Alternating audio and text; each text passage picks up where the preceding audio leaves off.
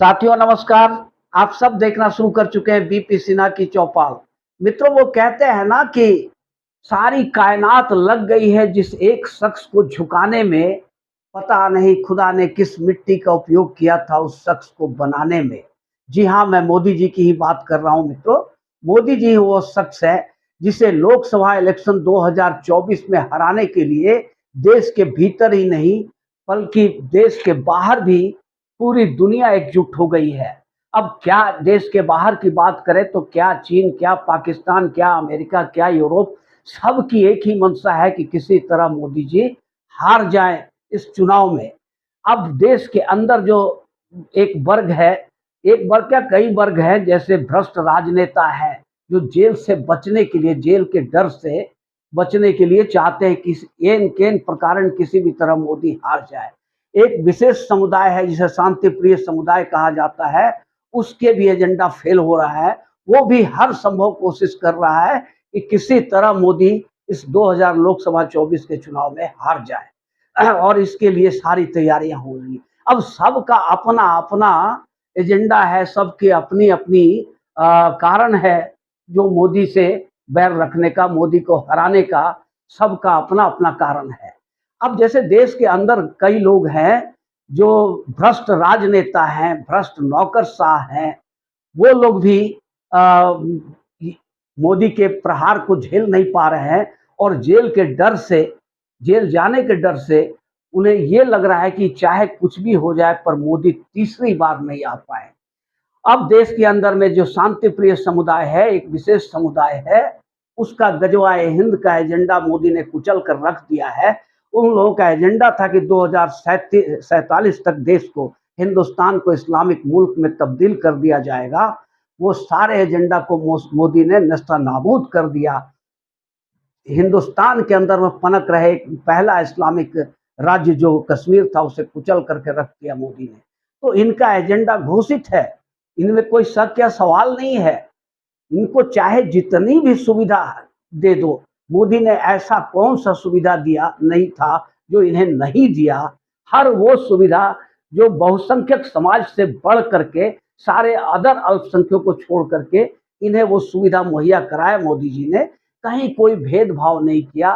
बावजूद इसके ये मोदी के खिलाफ ही वोटिंग करेंगे। और तो इसका मतलब साफ है कि इनका एजेंडा न देश की मजबूती है, न देश का मान सम्मान है, न देश का गौरव है, न देश में मिलने वाली सुविधाएं हैं। इनका एकमात्र एजेंडा वही है गजवाए हिंद, जिसके लिए ये रात दिन एक करके काम करते रहे और मोदी ने उसे कुचल कर रख दिया है। अब दूसरी तरफ है भ्रष्ट राजनेता, भ्रष्ट ऑफिसर्स, अधिकारी, जो ब्यूरोक्रेट्स है या करप्ट ब्यूरोक्रेट, करप्ट पॉलिटिशियन, इन लोगों का एक बड़ा वर्ग है जो चाहता नहीं है कि मोदी तीसरी बार वापस आए। अब ऐसा यूं प्रतीत होता है कि सुप्रीम कोर्ट भी इन लोगों के साथ एक पार्टी बन गया है। सुप्रीम कोर्ट का भी यही मर्जी है कि मोदी किसी तरह हार जाए। अब दुनिया की बात करें, चीन, पाकिस्तान, पाकिस्तान तो इसलिए चाहता है कि मारते मारते मोदी ने उसे पस्त कर दिया है, उसके हाथ में कटोरा थमा दिया है। वो जानता है कि तीसरी टर्म में अगर मोदी आ गए तो पाकिस्तान के चार टुकड़े करके रख देंगे।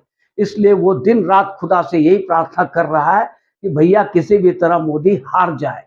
चाइना का वही हाल है। चाइना जो बार बार धमकाता था कांग्रेसी सरकारों को, और ये रीढ़ विहीन डरपोक कायर कांग्रेसी सरकार जो चाइना के आगे घुटने टेक देते थे। एमओयू साइन किया है कांग्रेस ने चाइना के साथ।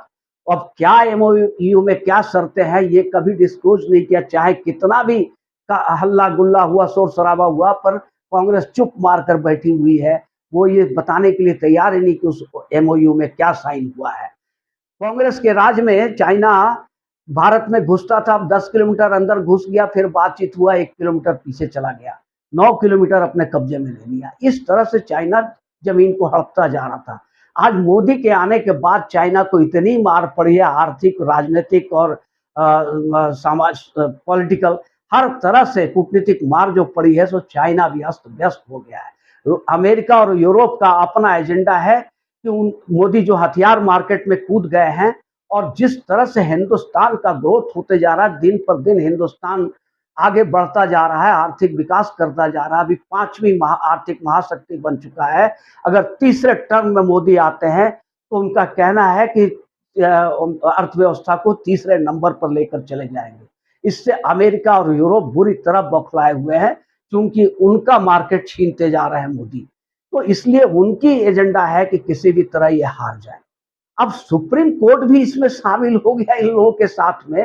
बड़ा ताज्जुब की बात है, बिना किसी तर्क का, बिना किसी आर्गुमेंट का, सारे संविधान की धज्जियां उड़ाते हुए सुप्रीम कोर्ट ने केजरीवाल को जमानत दे दिया। मजे की बात यह है दोस्तों कि केजरीवाल ने जमानत मांगा ही नहीं था जमानत। वो तो दूसरे मैटर पर लड़ रहे थे कि ये केस इलीगल डिक्लेयर करो, पर सुप्रीम कोर्ट ने बिना मांगे हुए उन्हें जमानत दे दिया। ये तो संदेह के घेरे में निश्चित रूप से आ चुका है कि सुप्रीम कोर्ट भी चाहता है कि मोदी नहीं आए तीसरी टर्म, क्योंकि मोदी के आने से कॉलेजियम सिस्टम पर प्रहार करेंगे जो जजों को मंजूर नहीं है। तो इसलिए इन्होंने केजरीवाल को छोड़ दिया। अब जिस अन्यायपूर्ण ढंग से केजरीवाल को रिहा किया सुप्रीम कोर्ट ने, इससे पूरे भारतवर्ष में जो भाजपा के कार्यकर्ता थे, भाजपा के समर्थक थे, जो राष्ट्रवादी थे, सबको जोरदार झटका लगा। और मित्र, आप देखे होंगे कि पहले 2 चरणों के इलेक्शन में वोटिंग परसेंटेज गिरी है, कम हुई है। भाजपा समर्थकों का उत्साह कम हो गया था, क्योंकि भाजपा समर्थक ये मान बैठे थे कि मोदी जी ने 400 पार कह दिया है तो 400 पार होगा ही, तो वोट देने की जरूरत क्या है। अब एक तरफ ये लोग वोट देने से आनाकानी क्या मतलब, नहीं दे रहे थे वोट, जा नहीं रहे थे पोलिंग बूथ तक। और दूसरी तरफ जो शांति प्रिय समुदाय के लोग हैं वो 100% वोटिंग कर रहे थे। ये जो तमाशा चुपचाप बैठ करके देख रहा था राष्ट्रवादी। लेकिन जैसे ही सुप्रीम कोर्ट ने केजरीवाल को इस अन्यायपूर्ण तरीके से छोड़ दिया, निकाल दिया जेल से बाहर। अरे भाई, जब केजरीवाल को छोड़े हो तो मनीष सिसोदिया को भी छोड़ो, और अमृतपाल सिंह को भी छोड़ो, हेमंत सोरेन को भी छोड़ो, सत्येंद्र जैन को भी छोड़ो, जितने पॉलिटिकल बंदी है सबको छोड़ दो। कि सब मतलब जो भी राजनीति से जिसका भी थोड़ी सी वास्ता हो, उसको आप छोड़ते क्यों नहीं हो? छोड़ दो कि भाई चुनाव प्रचार करेंगे ये लोग। तो जिस घटिया तर्क के आधार पर सुप्रीम कोर्ट ने केजरीवाल को रिहा किया, उससे पूरा देश का जनमानस आहत हो गया है।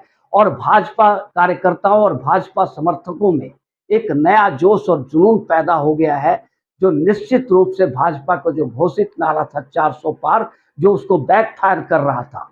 जो नारा 400 पार का मोदी जी ने दिया था, ये बैकफायर कर गया था। इनफैक्ट समर्थकों को ये लग रहा था कि 400 पार हो रहा है, वोट दे तो नहीं दे तो कोई बात नहीं है, मोदी तो आएंगे ही, जीत ही रहे हैं। पर जब ये सब खेल देखा तो भाजपा के कार्यकर्ताओं, समर्थकों, राष्ट्रवादियों में एक नया जोश, एक नया जुनून, एक नया जज्बा पैदा हो गया।